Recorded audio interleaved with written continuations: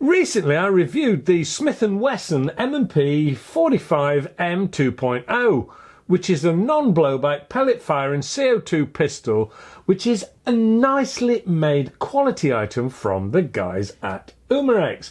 No surprise there then. Well, not everyone is happy with a pistol that doesn't have blowback. Now it's time to see if we can have our cake and eat it, so to speak, with a flock of blowback pistols that also fire pellets. This time it's the turn of Sig Sauer to show us what they've got.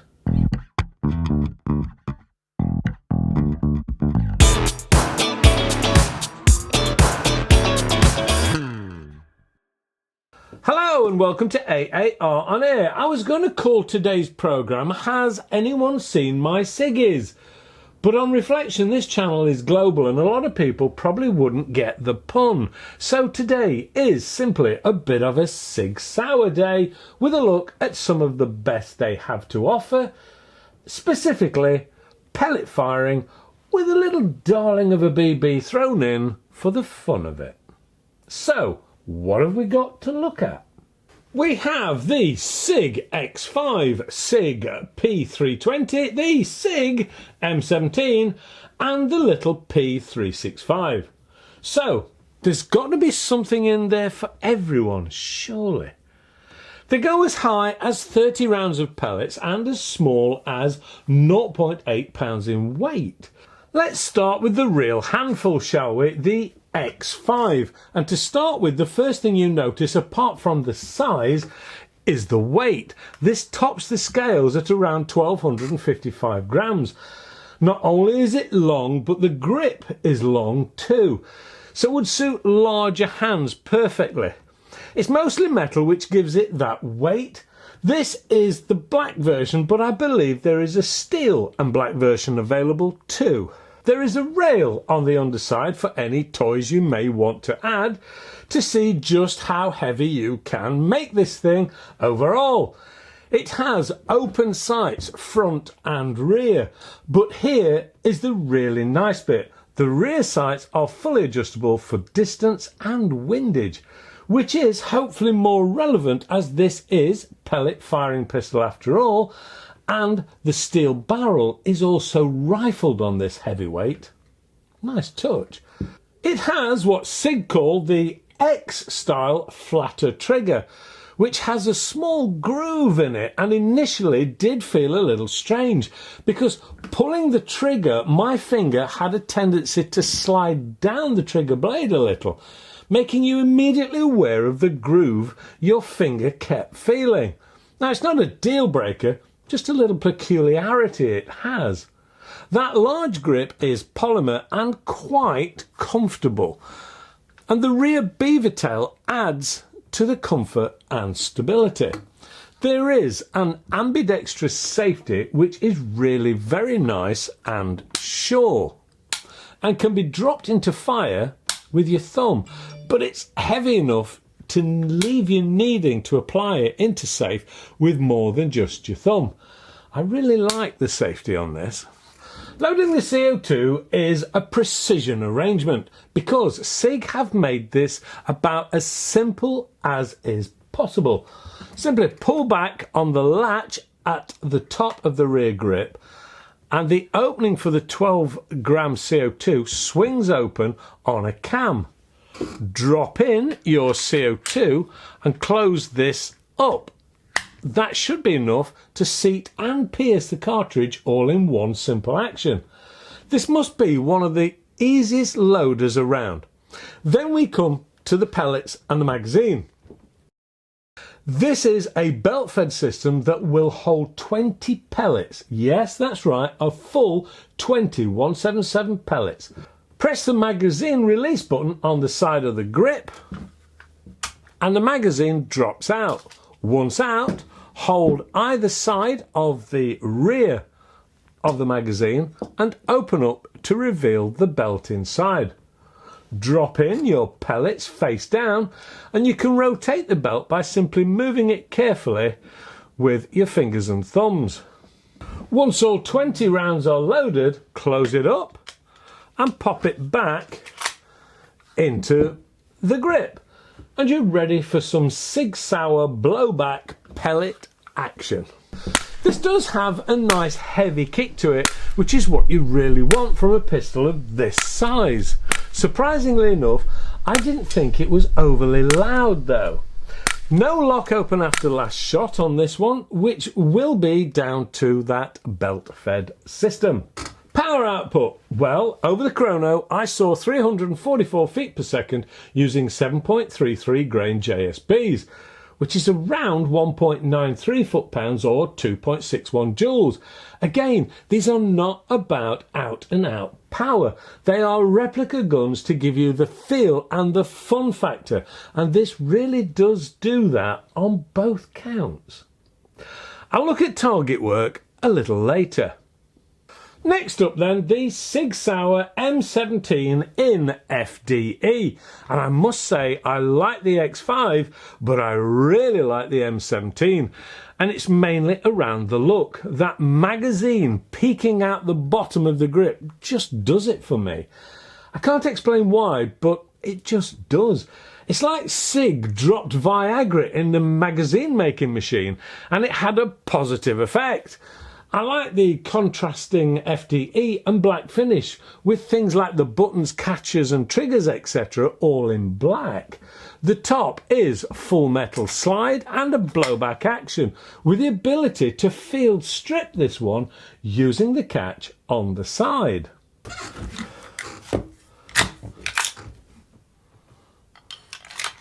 The safety is again really positive and does need a little force to move, but then reward you with that reassuring click. The top sights are open, front and rear, but unlike the XFive, these are non-adjustable. But again, you do have a rail on the bottom to add sighting aids, etc. if you wish. The trigger is more traditional and curved, and the bottom is polymer, making it somewhat lighter than the XFive. But it still feels like you've got quite a handful of pistol at your disposal. That Viagra-infused magazine turns itself into an e-cigarette the moment you hit the release button. A more bizarre magazine you won't find anywhere. It's another quite nicely engineered piece of kit though, and it is an all-in-one unit, but with the Sig Sauer twist to it. To load the CO2 is again a cam-based system that requires you pull down on the silver lever, drop in your CO2,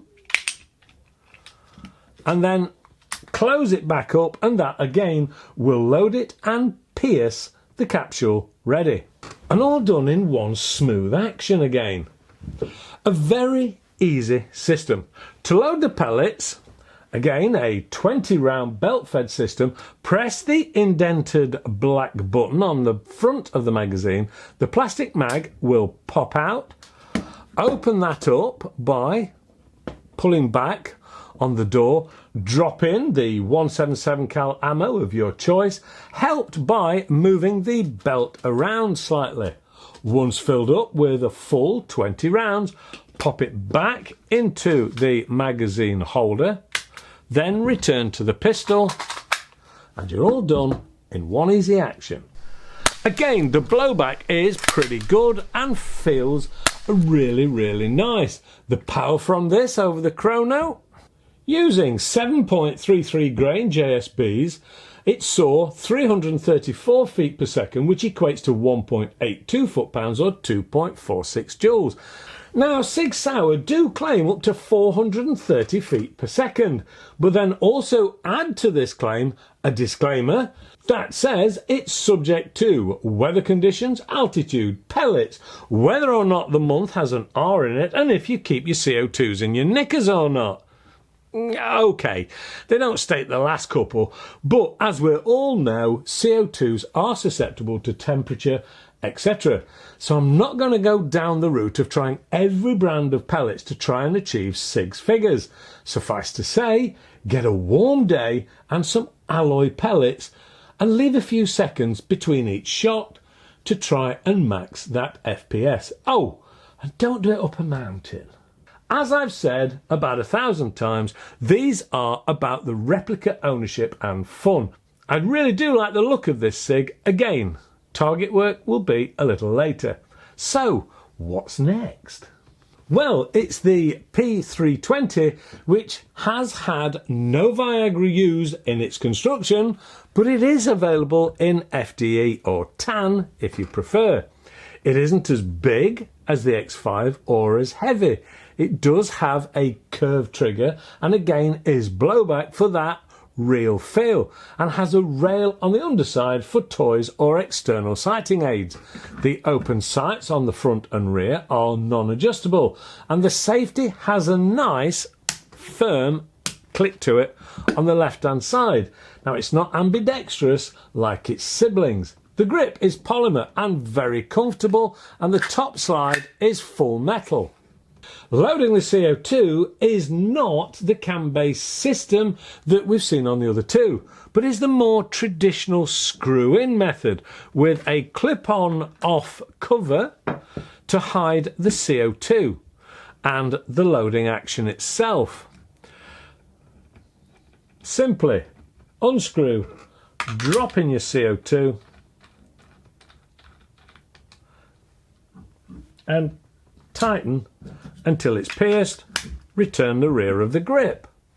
The real difference and party trick with this little beauty is the fact that the dropout, again belt-fed magazine, is a full 30 rounds. Simply press the release button on the side of the grip and it will drop out in a spring-loaded action. Then open the loading door to reveal that 30 round belt. Drop in your preferred pellets again, rotating with your thumb to aid filling.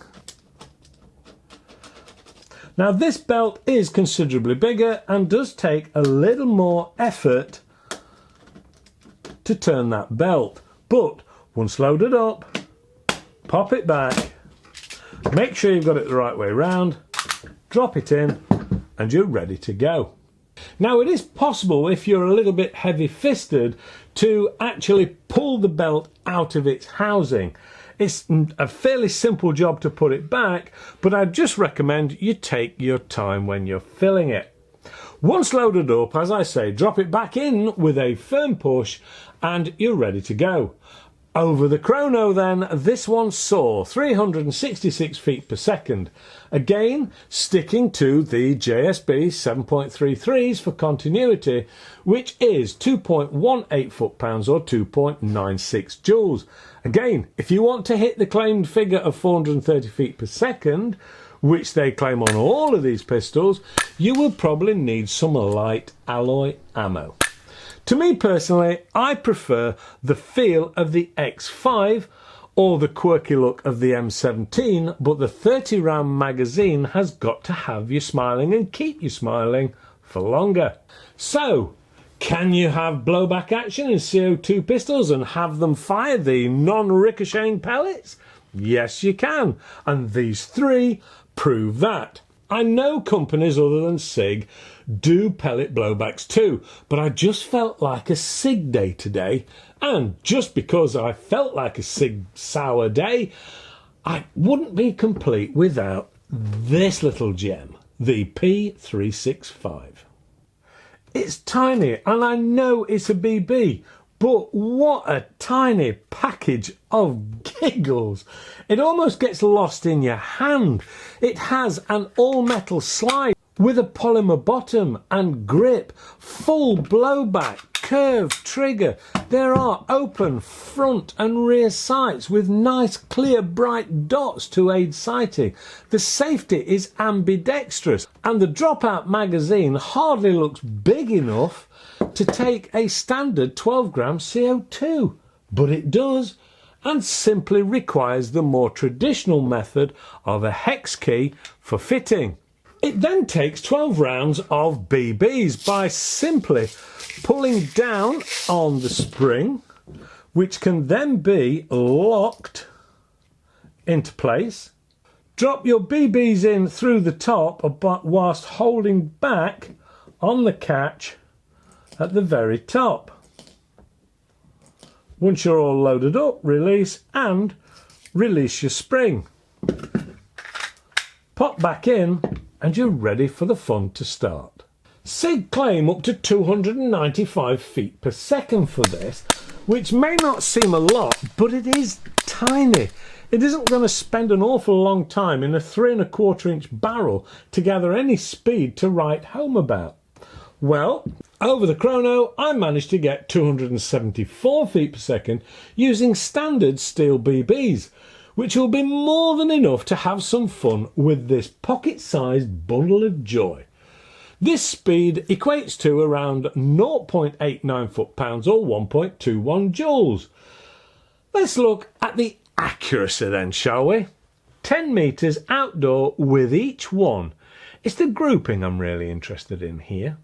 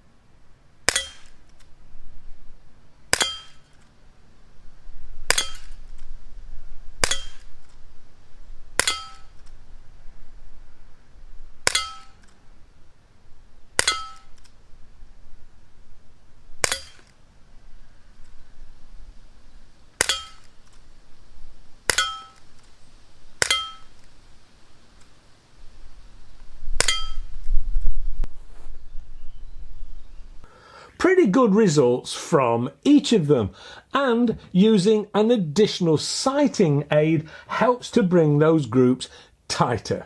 Again, it's more around the experience and feel than out and out competition target work.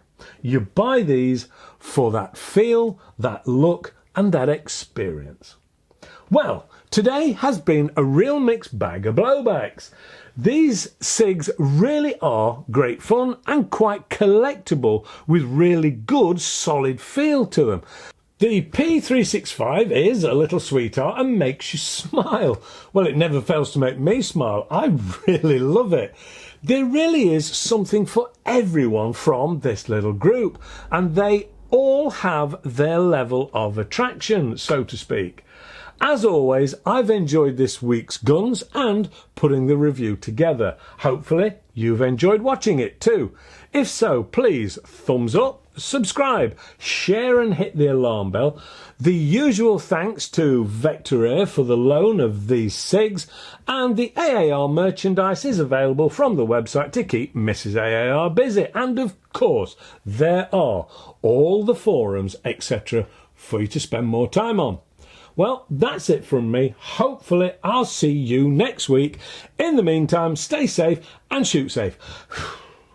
Bye for now.